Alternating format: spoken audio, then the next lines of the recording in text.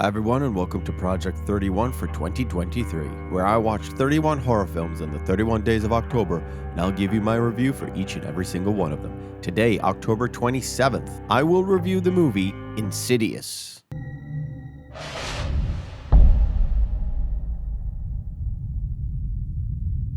Insidious is a supernatural horror film that involves possession, haunted house, and exorcism of sorts.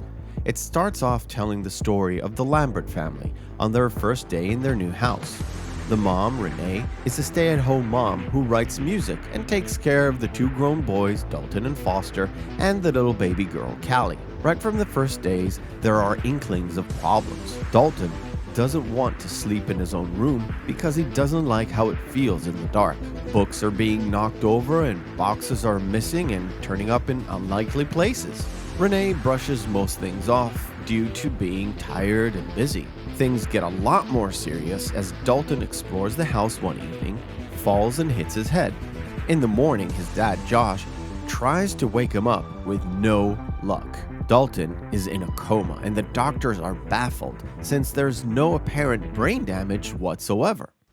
And honey, if you want to look at my books, please don't leave them all over the floor. I didn't touch your books. Things go from bad to worse as the family settles into the coma routine, but the house begins to be haunted by ghosts. Locked doors are being opened, strange figures walk around the night in the house, knocking on windows, knocking on doors, and setting off the house alarms. It comes to a head as the mom, Renee, finds a bloody handprint on Dalton's sheets, and the family decides to move.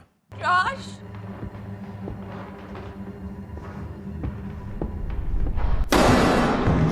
On moving day in the new house, the cycle begins again as the family, especially Renee, is desperate to rid the family of this affliction, as the hauntings not only affect them, but also affect Josh's mother. Upon her advice, they bring in an expert psychic and her crew to help out, only to find an even worse kept secret about Josh's past, and those things happened to him before. You see, these are people with the ability to leave their physical body and to travel to different places in astral form. Insidious was directed by James Wan, the same director of the movie I covered earlier in the project, The Conjuring. But having watched the two for the first time, I can see why The Conjuring was actually made. Wan probably has a fascination with the occult and specifically with demonic possession, although Insidious does approach this in a different way. So if in The Conjuring we saw a battle between the church and demons, here the church is mentioned but only in passing.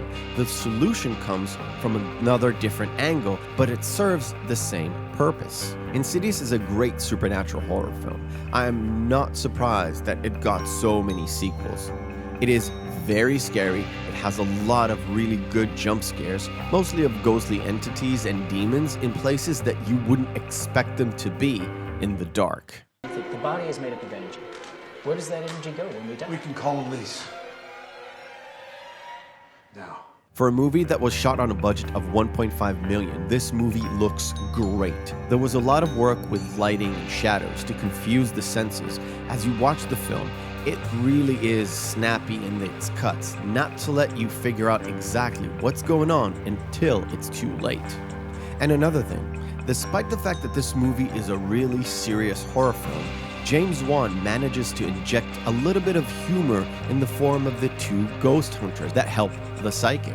The back and forth between the two, when it's not a tense moment, kind of lets the audience relax a little bit and have a breather before they get hit again by a serious, scary moment. I will highly recommend you pick up this movie for the Halloween season. Just get some popcorn, turn down the lights, and be prepared because this one is a doozy. You might need a vacuum cleaner later because the popcorn is going to fly in the air and people will scream. I legitimately was pleasantly surprised that a modern film could be this good in causing us to be scared. Definitely check it out. I thank you for watching. If you're watching this review and this is not the Halloween season, please be sure to check out other reviews that I've done in the past.